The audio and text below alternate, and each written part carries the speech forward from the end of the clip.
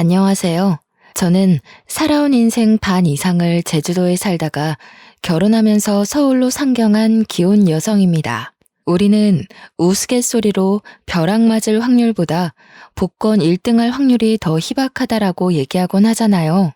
저는 원래 복권에 관심이 있는 편은 아니었지만 복권 1등이 된다면 확실히 세상이 달라질 것 같긴 합니다. 그렇다고 제가 복권 당첨되었다는 얘기는 아니고요. 사실상 복권 1등보다 더한 기쁨을 얻게 되어 이 글을 쓰게 되었습니다. 기쁨을 얻기까지 과정이 무난했던 건 아닙니다.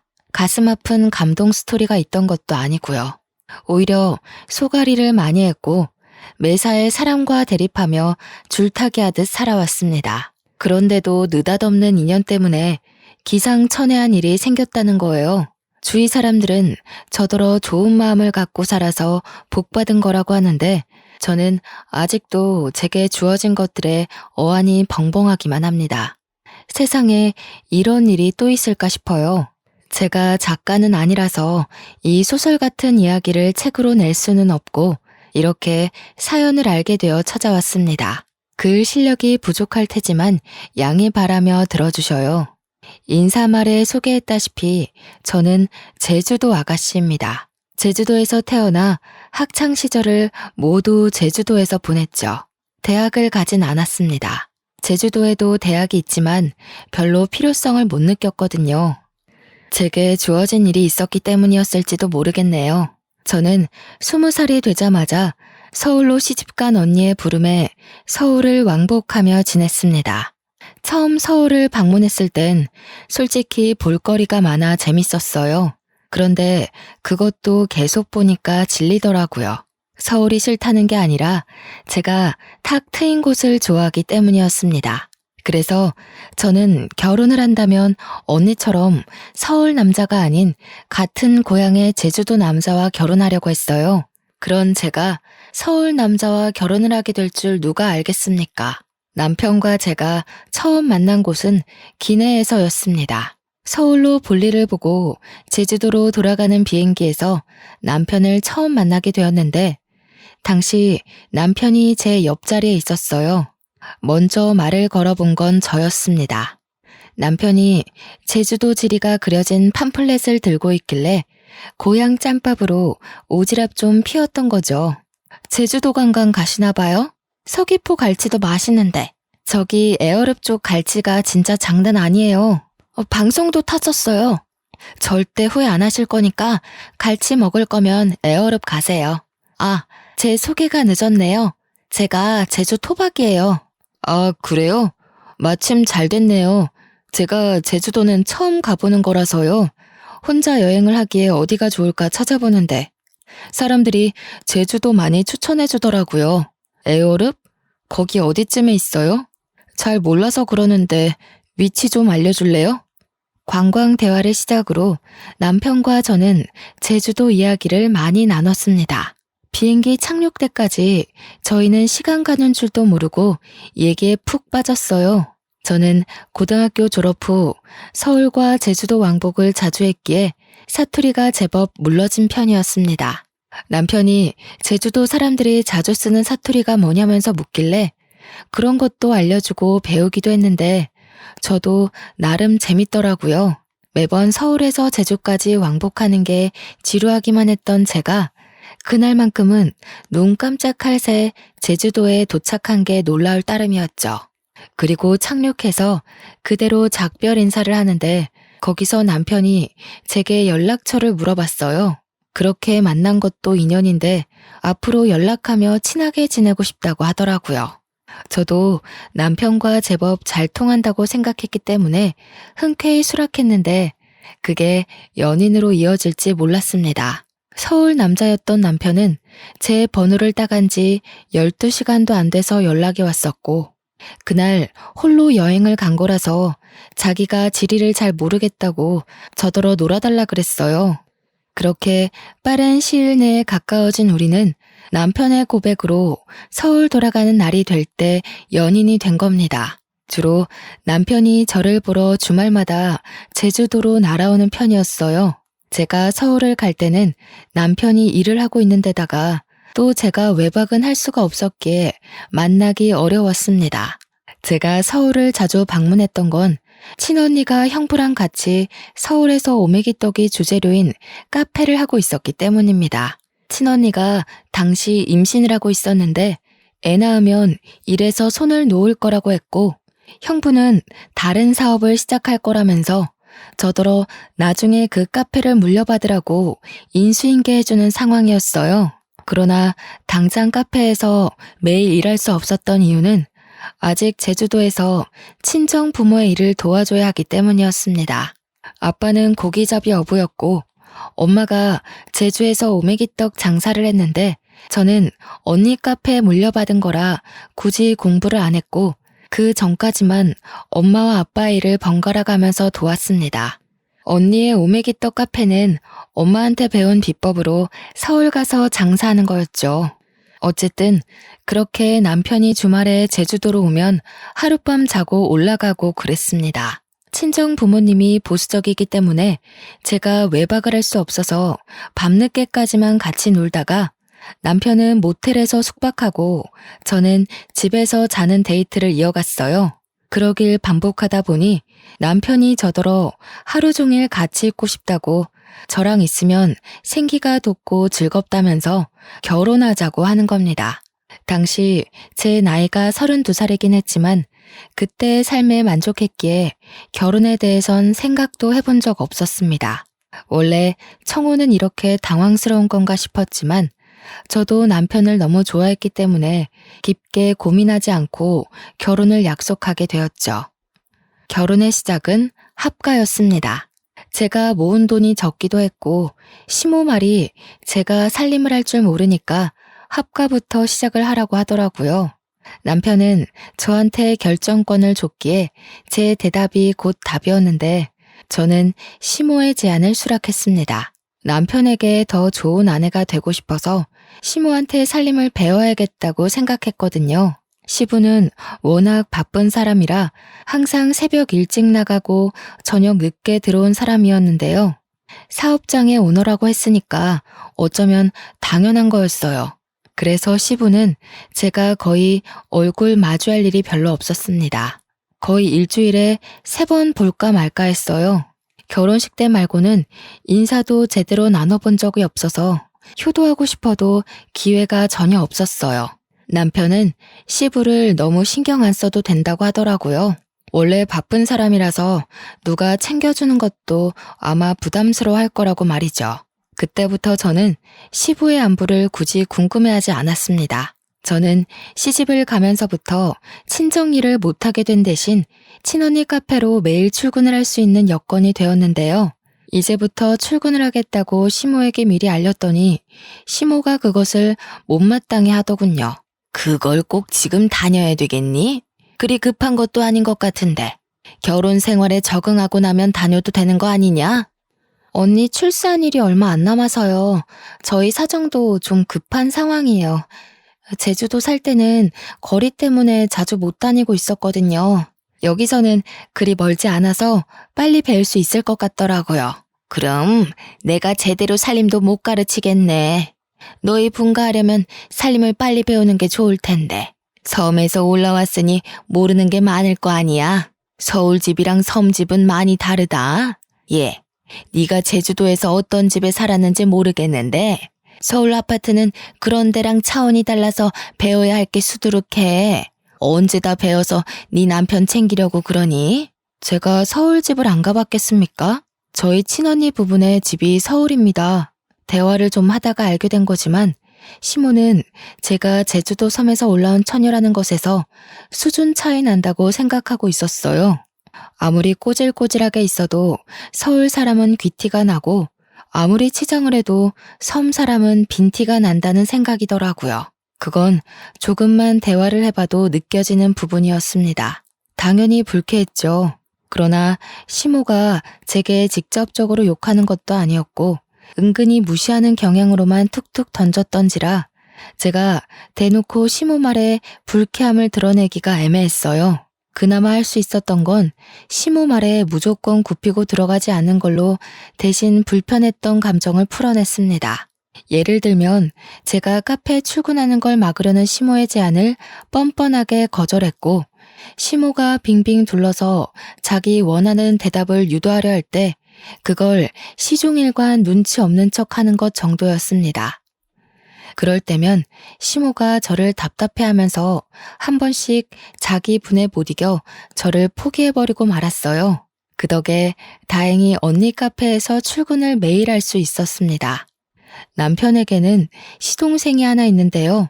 시동생이 이 시댁에서 좀 남다른 존재더라고요. 남편과 달리 우수인재 축에 속해서 진작에 유학생활을 하고 있었다고 하더군요. 남편은 공부머리가 뛰어나지 않아서 시부가 유학 제안을 했었지만 바로 거절했다고 했고요.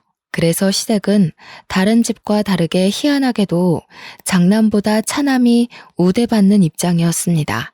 몰랐는데 시모가 제게 촌스럽다고 은근히 돌려서 서울 여자들이랑 비교했던 것처럼 남편한테도 은근히 시동생과 비교를 하지 뭡니까? 넌 내년에 봉급 얼마나 오른다니? 그래도 다닌 지 오래됐는데 이제 좀 확 오를 때 되지 않았나? 그놈의 쥐꼬리만한 월급 때문에 내가 다 답답하던데. 공무원이 올라봤자죠. 엄마가 생각하시는 만큼 오를 리 없으니까 그만 좀 물어보세요. 어차피 저한테 별다른 관심 없으시잖아요. 얘 봐라. 잔소리도 다 어미의 정이야. 내가 진작에 사업 하나 해보라고 했잖니. 요즘 같은 세상에 공무원 하나 해가지고 뭐 해먹고 살래? 네 동생 봐라. 벌써 그 나이에 한 달에 용돈만 돈 100만 원씩 보낸다. 내가 이걸 장남한테 받아야지 막내한테 받는 게 말이니? 어떻게 돈 불릴 궁리를 안 하는가 몰라. 시댁에서는 시부도 사업을 하고 있었고 시동생도 사업을 막 시작해서 단번에 성장했다고 했습니다. 그런 집안에서 남편만 공무원으로 안정직에 있는 상황이었는데요. 어떤 집안에서는 공무원이 남편 감으로 딱 좋다고 칭송하는데 시모는 돈이 확확 튀면서 졸부같이 사는 걸 좋아하는 것 같았습니다. 그렇다고 제가 친언니의 개인 사업을 물려받는 건 또 안 좋아했어요. 혹시라도 제 사업이 잘 돼서 자기네 식구보다 잘 나갈까봐 염려하더라고요. 무조건 자기 집에서 성공하는 사람이 있어야 된다고 보는 듯 했습니다. 남편은 내성이 생긴 건지 시모 말에 대강 대답할 뿐 별다른 감정을 드러내지 않았습니다. 옆에서 듣기만 해도 제가 대신 화가 나는데 정작 당사자가 가만히 있으니 제가 뭐라 나설 수는 없겠더라고요. 그래서 주로 뒤에서 남편을 위로해주기만 했습니다. 어머님 말 너무 신경 쓰지 마. 공무원은 뭐 아무나 되는 줄 아나? 내 친구는 공무원 시험 벌써 3번이나 떨어졌어. 공무원 경쟁률 장난 아닌데 어머님은 아무것도 모르면서. 나 신경 안 써. 원래 저런 사람이야. 나 때문에 당신이 신경 쓰는 것 같은데 당신이야말로 내 걱정은 마. 그래도 걱정해줘서 고마워. 당신이 옆에 있어서 내가 좀 숨 쉬어진다. 남편이 자기는 사춘기를 지나고부터는 시모의 잔소리를 그러려니 체념하고 산다고 했어요. 별로 타격도 없대요. 그러면서 시부가 자기 공무원 꿈을 응원해줬는데 그것만으로 충분하다고, 시부는 오히려 사업하는 시동생 걱정으로 마음 졸인다고 했습니다. 시부가 사업을 하는 사람이기에 사업의 위험성을 잘 알고 있어서라고 했어요. 자꾸 이렇게 자리 없는 시동생 얘기가 나오니까 결혼식에서도 본 적 없는 시동생이 문득 궁금해지더라고요. 남편한테 슬쩍 물어봤더니 남편 말로는 시동생이 똑똑한데 얼굴도 자기보다 잘생겨서 잘나긴 했다고 하더군요. 얼마나 잘났길래 시모가 저리 차별을 하는 건가 괜히 샘통이 났습니다. 그렇게 하가 생활 3년이 지났을까요? 그토록 궁금하던 시동생이 귀국한다는 소식이 들려왔어요. 그날은 시댁에서 완전 명절 분위기였습니다. 시동생이 온다니까 저도 들뜨긴 했는데 한편으로는 남편이 걱정되는 겁니다. 시동생이 완전 한국으로 정착하러 온다는데 없는 사람과도 제 남편을 그렇게 차별했잖아요. 그런데 같이 살기까지 하면 얼마나 더 비교를 하겠어요? 불안과 호기심에 저는 그날 카페 일도 안 나가고 시모랑 같이 음식을 준비했습니다. 그렇게 저녁 시간이 되었는지도 모르고 진수성찬을 차리고 있었는데요. 퇴근하고 온 남편을 제가 반기기도 전에 시모가 먼저 잔소리를 해버리지 뭡니까? 너는 좀 일찍 맞춰서 공항까지 동생 좀 태우고 오지. 오늘 네 동생 오는 날이라고 했잖아. 애가 지금 비행기 오래 타서 피곤할 텐데 택시 타고 오는 중이란다. 공무원이 어떻게 일찍 맞춰요? 제가 월차 연차 낸 적은 있어도 어디 마음대로 일찍 퇴근하는 거 봤어요? 지난번에도 말씀드렸던 것 같은데요. 그러니까 말이다. 네가 진작에 사업을 해서 대표 자리 떡하니 맡고 있었으면 시간 구애받지 않았을 거 아니냐. 우리 집 남자들 사주는 죄다 사장인데 너는 누굴 닮아서 그렇게 도전 정신이 없니? 이쯤 되니까 저는 얼굴도 모르는 시동생이 궁금한 걸 넘어서 참 얄미웠습니다. 남편이 익숙해져 괜찮다고 했지만 어느 누가 비판받는 것에 적응이 되겠습니까? 아마 그건 마음속 관역이 닳고 닳아서 화살이 그냥 통과될 만큼 너덜너덜해진 걸 거예요. 마침내 시동생이 도착했고 초인종 소리에 시모가 불이 나게 달려갔습니다. 아이고 내 새끼 고생 많았다. 세상에 왜 이렇게 말라졌어? 밥도 제대로 못 먹고 일만 한 거 아니야? 요리하는 사람 좀 고용해서 끼니를 제대로 챙기지. 아무리 그래도 거기 음식 자체가 내 입맛에 안 맞더라고. 엄마가 해주는 밥 먹고 싶어서 죽는 줄 알았어. 그래서 더 빠진 건가? 근데 형은? 몰라. 동생이 왔는데 나와보지도 않네. 일단 손부터 씻고 와서 앉아. 엄마가 너 좋아하는 걸로 잔뜩 차려놨어. 남편이 퇴근한 뒤 아직 씻고 있었기에 남편 대신 제가 나가서 시동생에게 인사를 했습니다. 남편이 시동생을 잘났다고 엄청 자랑을 했었잖아요. 그런데 솔직히 실제로 보니까 제 남편이 더 잘나 보였어요. 일단 외적으로는 제 남편이 더 키가 컸고 체격이 좋았습니다. 시동생은 좀 마르고 허여멀건한 데다가 약간 멸치상이었어요.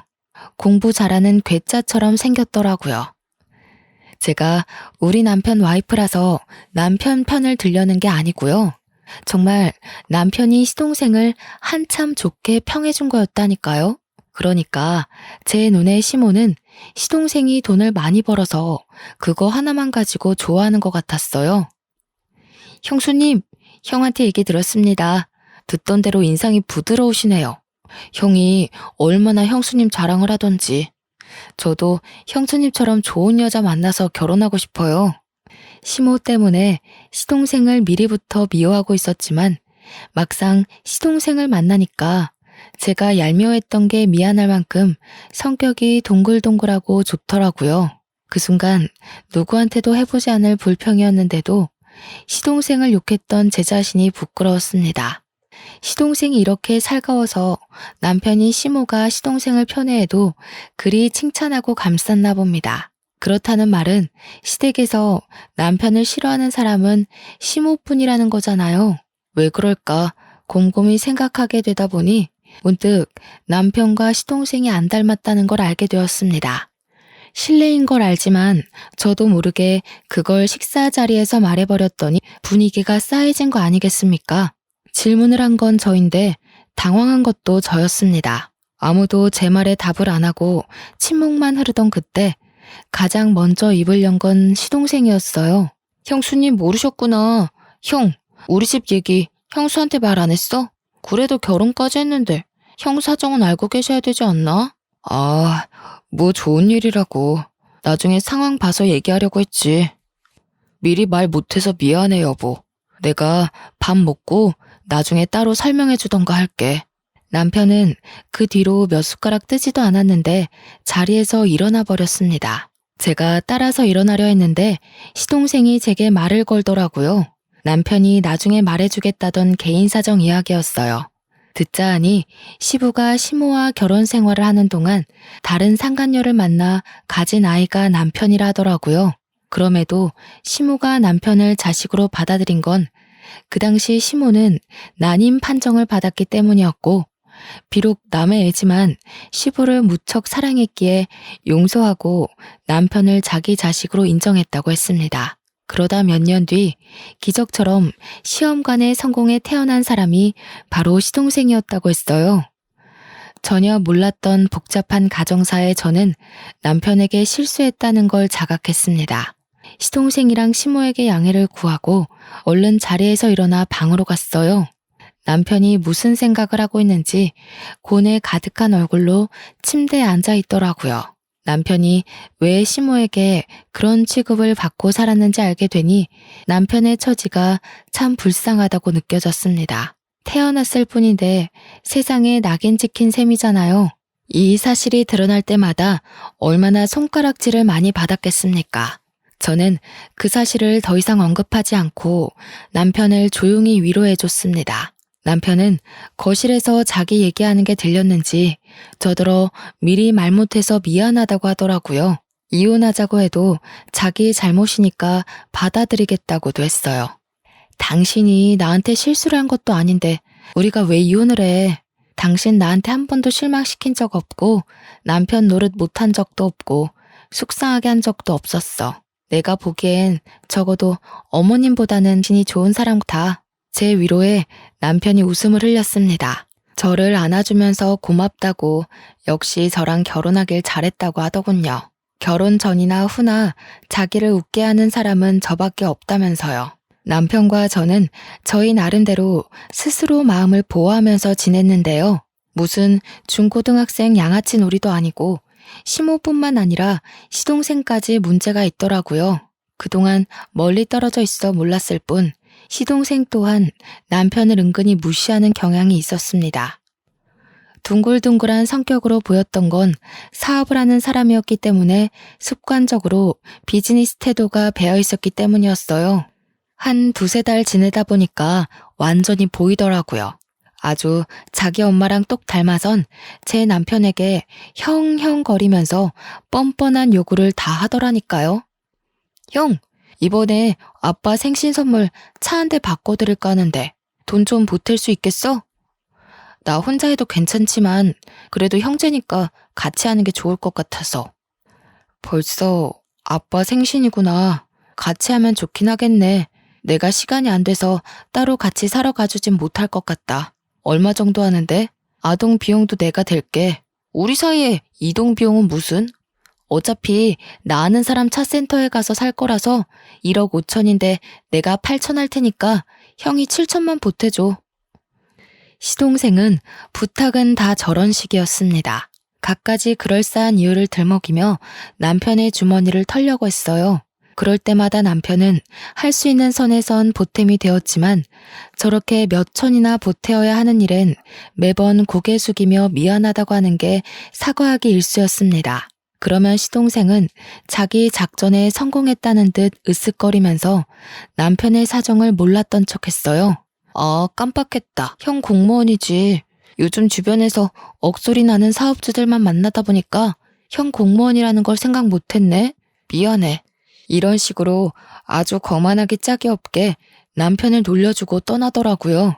시모처럼 대놓고 구박하는 것도 아니고 남편 생각하는 척하면서 교묘하게 사람 속을 뒤집어 놓는 거 아니겠어요? 남편 말로는 시동생이 큰돈 만지는 사람이다 보니까 진짜 자신의 주머니의 사정을 깜빡해서 그러는 거라고 생각했는데 제 눈에는 아무리 봐도 시동생의 괘씸한 고의로 보였습니다. 시동생이 오기 전에는 시모 한 명이 남편을 괴롭혔다면 이제는 그 스트레스가 2배가 되어버린 것 아닙니까? 남편은 제가 끼니를 잘 챙겨주고 따로 건강 영양제까지 챙기는데도 갈수록 기운이 빠지고 수척해졌습니다. 이게 다 시모랑 시동생 때문이라고 생각했어요. 차라리 저를 괴롭혔으면 좋겠다고 생각할 정도였다니까요. 남편 없을 때는 제게 고나리질하지만 남편이 있기만 하면 시모와 시동생의 목표물은 남편으로 돌아섭니다. 제가 뒤에서 남편에게 위로하고 챙기는 것도 한계가 있었어요. 남편에게 제가 별다른 힘이 되어주지 못하는 것 같자 저는 남편에게 우리 그만 분가를 해보는 게 어떻겠냐고 제안했습니다. 우리 대출 받아서 분가하자. 같이 모으고 있던 돈까지 합치면 작은 집 정도는 구할 수 있잖아. 당신 이렇게 기운 없어지는 거 못 보겠어. 이대로면 나 당신 말도 안 듣고 어머님이랑 도련님한테 싸움 걸지도 몰라. 저는 제주살이를 하면서 어릴 때부터 아빠와 엄마의 직장을 놀이터처럼 놀러 다녔다 보니 진상인 사람들을 익숙하게 봤습니다. 그때마다 제가 부모님 지키겠다고 7살 어린 나이에 어른에게 주먹질을 하고 그랬어요. 그래서 부모님께도 많이 혼이 났었어요. 혹시라도 제가 다른 데 가서 사고를 칠까봐 걱정해서였겠죠. 오랜만에 진상인 사람들 만나니까 과거에 들끓던 에너지가 올라오는지 저는 정말 시모랑 시동생과 다툼을 일으킬 것 같았어요. 남편을 위한 것도 있지만 제가 살기 위해서라도 분가를 하고 싶었습니다. 남편은 생각해보겠다고 하더니 하루 뒤에 바로 긍정적인 답변을 주었어요. 그 뒤론 망설이지 않았습니다. 하루라도 빨리 시모와 시동생을 남편과 떼어놓고 싶어서 저녁 식사 자리에서 얘기를 했어요. 저희가 분가를 하겠다고 시모에게 알리자 역시 예상했던 대로 시모는 돈도 없는 것들이 살림 동낼 생각 있냐고 성질을 부렸습니다. 버는 사람 따로 있고 쓰는 사람 따로 있어? 혹시라도 우리한테 손 벌릴 생각이면 말하라. 지금 애비랑 동생이 돈 잘 번다고 콩고물 좀 떨어지지 않을까 생각하나 본데 절대 그럴 리 없다. 우리가 알아서 할 거니까 엄마는 신경 쓰지 마세요. 손 벌릴 생각 없으니 분가할게요. 아버지한텐 제가 따로 연락드리겠습니다. 왜 그래 형? 내가 와서 불편해서 그래? 그럼 그냥 형이 있어. 내가 따로 독립할게. 형 돈도 없으면서 왜 굳이 바보 같은 짓을 해? 이럴 때면 진짜 나이 거꾸로 먹는 것 같다. 바보? 시동생의 섬나는 발언에 저는 남편의 아내로서 더 이상 듣고만 있을 수 없었습니다. 그래서 저도 모르게 제주살이 하면서 억세졌던 성격이 불쑥 튀어나와 버렸지요. 다들 돈 하나름 쥐어줘 보거나 그런 말씀들 하세요. 맨손에 맨입으로 돈 없네 마네. 남의 주머니 사정 놀리지 마시고요. 그렇게 돈이 많으면 좀 뿌려보시든가요. 그래야 우아하면서 입 벌리고 부러워하기라도 하죠. 맨날 말로만 떵떵거리지 큰돈 만진다는 게 진짠지 아닌지 알 수가 있나? 뭐라고요? 형수님, 무슨 말씀을 그렇게 하세요? 아무리 섬 구석에서 덜 배우고 컸다지만 저도 엄연히 시댁 사람입니다. 말 가려주세요. 공무원이라고 무시하는 요즘 세상에 시댁 사람, 친정 사람이 어딨대요? 지금은 명절도 안 챙기고 다들 여행 가기 바쁜 시대예요. 시댁 사람은 무슨? 어머, 얘가 오늘따라 왜 이러니? 너 약 먹었어? 그게 무슨 말버릇이야? 세상에 어느 며느리가 너처럼 어른 앞에서 입을 함부로 놀린다니? 어머님도 그러시는 거 아니에요. 어머님 친구 없으시죠? 제가 볼 땐 사람들이 어머님이랑 대화 조금 해도 다 떨어져 나갈 것 같은데. 그래서 더 돈으로 치장하고 사람들 마음 사려는 거죠? 시모는 제 말에 뒷목을 잡으면서 벌떡 일어났습니다. 제 얼굴로 올려는 손을 남편한테 붙잡히는 바람에 화만 버럭 냈어요. 그날은 제가 시댁을 들어오고 시댁에서 처음으로 대판 말다툼이 벌어진 날이었습니다. 제가 굽히지 않으니 상황은 극에 달하기까지 했는데요. 급기야 시동생이 시부한테 연락해서 시부까지 일을 중단하고 시댁으로 찾아오는 사태가 벌어졌어요. 저희가 얼마나 시끄럽게 싸움을 하고 있었으면 시부가 들어오는 소리를 못 들었지 뭡니까? 시부가 고함을 치는 바람에 저희 다툼이 무 자르듯 뚝 끊겨버렸습니다. 하필 제가 건방지게 막 소리를 지르고 있던 때라 저만 순식간에 죄인이 된 기분이었어요. 그리고 태세 전환 빠르게 들어간 시모는 주저앉으며 눈물을 터뜨렸고 시동생은 지 엄마를 달래줌으로써 저는 더 악질 며느리처럼 보이게 되었죠. 시부를 오랜만에 얼굴 마주하는 건데 이 꼴을 보여버렸으니 면목이 없어 고개를 숙였습니다. 동네 창피하지도 않아? 도대체 뭐야? 뭔데 일하는 사람까지 불러서 싸움 구경하게 해? 어디서 나이값 못하고 개싸움을 하고 있냐고? 그때 시동생이 시부를 불렀기에 시동생이 먼저 발언권을 가졌는데요. 아빠, 형수가 나더러 큰돈 만지는 거 구라 아니냐고 거짓말쟁이로 만들더라고. 아빠가 나 사업자금 대줬잖아. 그래서 내가 그거 아빠한테 다 갚았잖아. 증언 좀 해줘.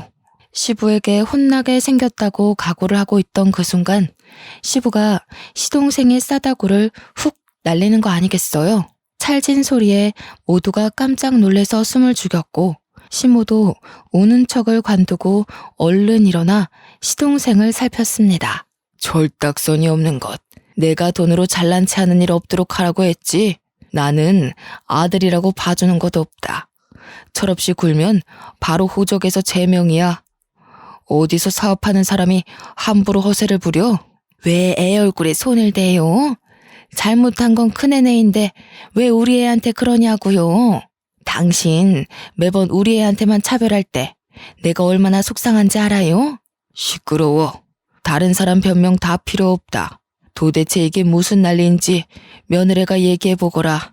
며느리 얘기 끝날 때까지 누구라도 입 열기만 해봐. 바로 쫓아낼 테니까. 의외였습니다. 제가 마지막까지 악을 지르고 있던 사람이라서 시부가 저를 안 좋게 볼 거라고 생각했거든요. 근데 그게 아니라 시부는 그나마 제가 제3의 입장이라고 생각한 것 같았어요.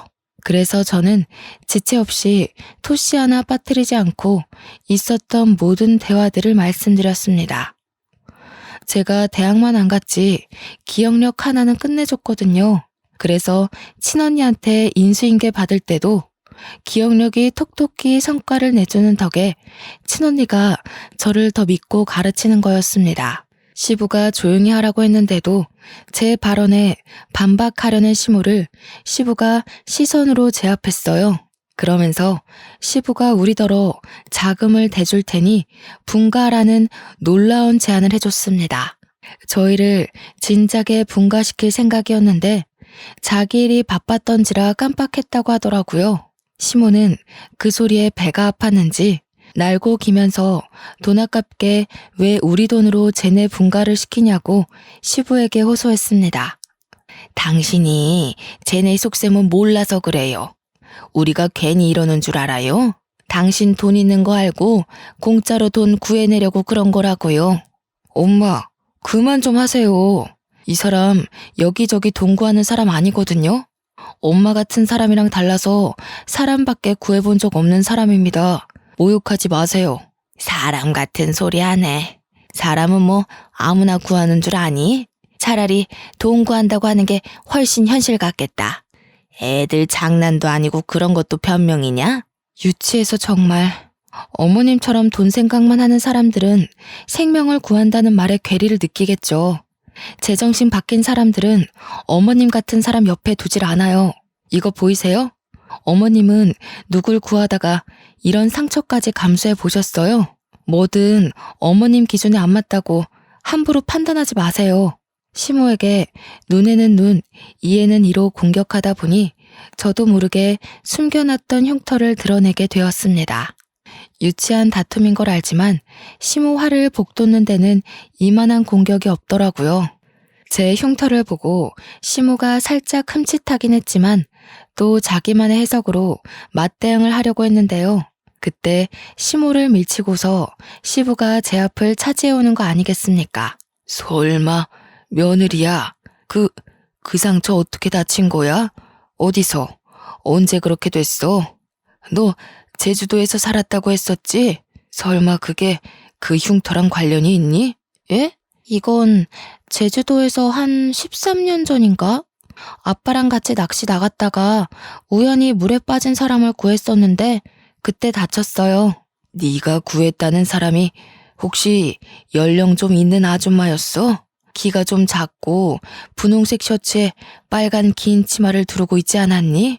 어머, 아버님께서 그걸 어떻게 하셨어요? 그 아줌마랑 아시는 분이에요? 설마 아줌마 위급하실 때 옆에 계셨던 분이 아버님이셨어요? 13년 전 일이라 기억이 가물가물할 수 있지만 제가 기억력이 좋은 편이라고 했잖아요. 그래서 그때 제가 구한 아줌마의 인상착의를 기억하고 있었거든요. 제가 가까운 배 위로 아줌마를 올리자마자 누가 신고를 했는지 이미 해경이 빠르게 당도했었고 그 정신없는 상황에서 저는 시부 얼굴까진 확인하지 못했습니다. 저도 다쳤던지라 해경의 도움을 받아 병원에 가버렸기도 했거든요. 시부는 저의 증언에 충격 먹은 표정을 하고 있더니 곧 제 손을 꼭 잡았습니다. 그 이후 시부가 줄줄줄 얘기해주는 사실에 놀란 건 오히려 저희 쪽이었어요. 알고 보니 제 남편의 친모였던 아줌마가 시한부 인생을 살고 있었는데 요양을 한다고 제주살이를 시작했었대요. 바다가 보고 싶다는 아줌마 말에 시부는 배까지 빌려서 아줌마와 같이 바람을 쐬었는데 시부가 잠시 자리를 비운 사이 배가 흔들렸고 그 바람에 아줌마가 바다에 빠졌다고 하는 겁니다. 우연히 거길 지나갔던 사람이 바로 저와 아빠였던 거예요. 아빠랑 배낚시를 하고 있던 저는 당시 고등학생이었는데 제가 먼저 그 상황을 먼저 목격했거든요. 그래서 물에 빠진 아줌마를 보자마자 망설임 없이 뛰어들었어요. 그런데 아줌마를 건져 올리는 과정에서 바위에 세게 부딪히는 바람에 다리에 커다란 생채기를 내고 말았죠. 피가 뚝뚝 떨어지는 와중에도 저는 사람을 구하느라 정신이 없었고 뒤늦게 달려온 아빠가 제 다리를 살폈습니다. 그 상황에서 아마 시부는 아줌마를 살리기 위해 인공호흡을 하고 있었던 걸로 기억해요. 정신이 없던 와중에도 시부는 제 다리에 난 상처를 유심히 보았나 봅니다. 시간이 흘렀는데도 상처를 보고 단번에 기억을 떠올리다니. 그 당시 제가 아줌마를 살렸지만 원래 아줌마는 시한부였기 때문에 4달 후 사망했다고 합니다. 그러면서 아줌마가 죽기 전에 자기를 살렸던 저를 꼭 만나고자 했다고 방방곡곡 찾으려고 했다는 거 있죠. 그런데 저를 찾기란 쉽지가 않았고 아줌마는 결국 저를 만나보지 못하고 세상을 떴답니다. 충격적인 과거를 읊어주면서 시부는 눈물까지 흘렸습니다. 내가 너를 얼마나 찾았는데 이렇게 바로 옆에 있는 줄도 몰랐구나. 내가 지지리도 바보였다. 며느리로 둔 지 수년째인데 이 사실을 이제 알다니. 저는 시부와 그 아줌마가 관계 있다는 사실에 놀란 것도 있지만 제가 시동생한테 들었던 내용과는 이야기가 달라서 혼란스러운 것도 있었습니다. 그러니까 시부의 상간녀 스토리는 제대로 알고 보니 시모가 전부 거짓말로 지어낸 스토리였어요.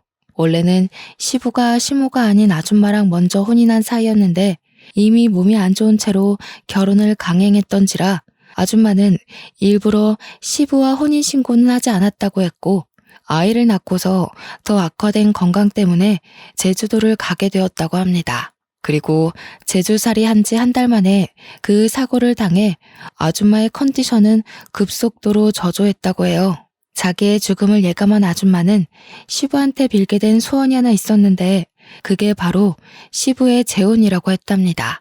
시부와 아줌마는 서로 많이 사랑하는 사이여서 아줌마가 시부 혼자 남겨진 걸 가장 걱정했대요.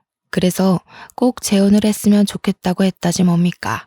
시부가 서류상에는 첫 결혼으로 보이겠지만 사실상 시모와 재혼을 했던 거였습니다. 시부는 아줌마의 마지막 소원을 들어주기 위해서 당시 아줌마의 요양보호사로 있던 시모와 계약 결혼을 했고 아줌마는 그걸로 이제 시부 걱정 않고 마음 편히 눈을 감았다고 했어요.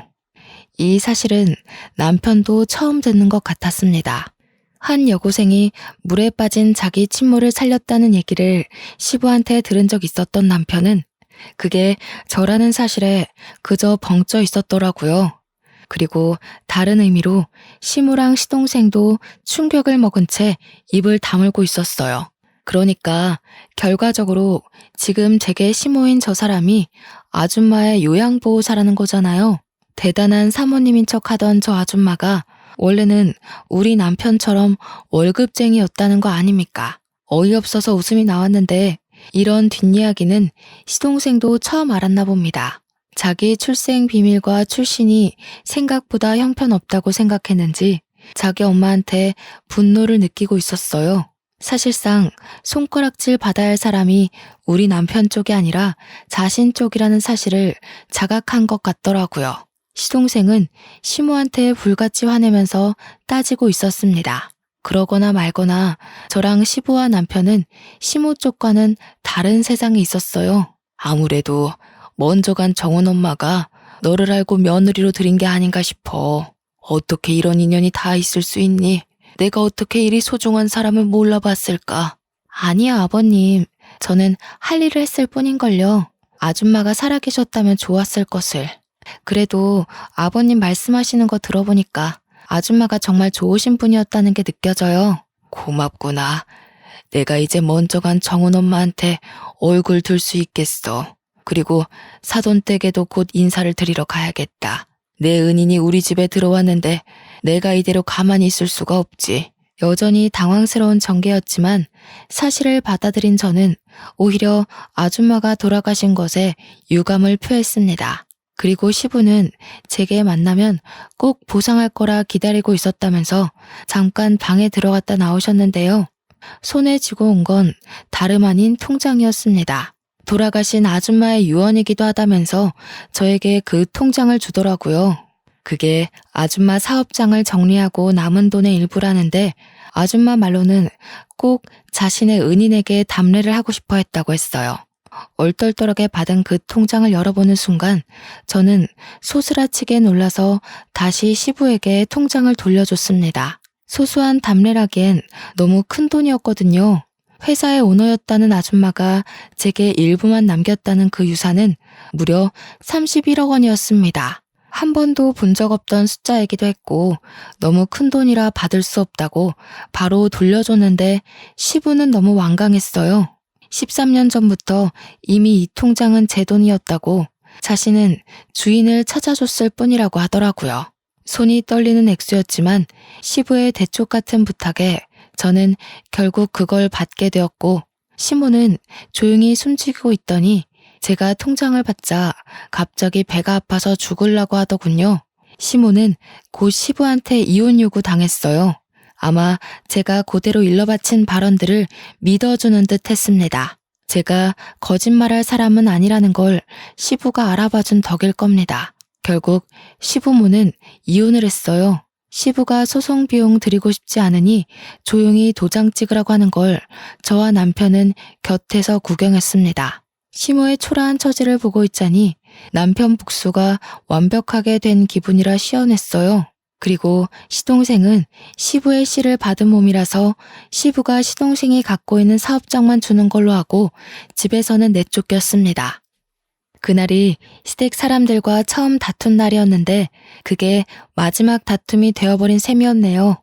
저와 남편은 굳이 분가를 하지 않고 시부를 모시고 살게 되었어요. 시부가 자기는 신경 안 써도 된다고 했는데 제가 합가 생활하면서 시부 생활 패턴을 봐왔기에 시부만 두고 분가를 할 수는 없었습니다. 시부는 밥도 잘 안 챙겨 먹고 회사에서도 대충 직원들이 챙겨주는 샌드위치나 김밥 같은 것만 드시더라고요. 그래서 제가 도시락을 챙겨드려야겠다는 생각으로 남게 되었어요.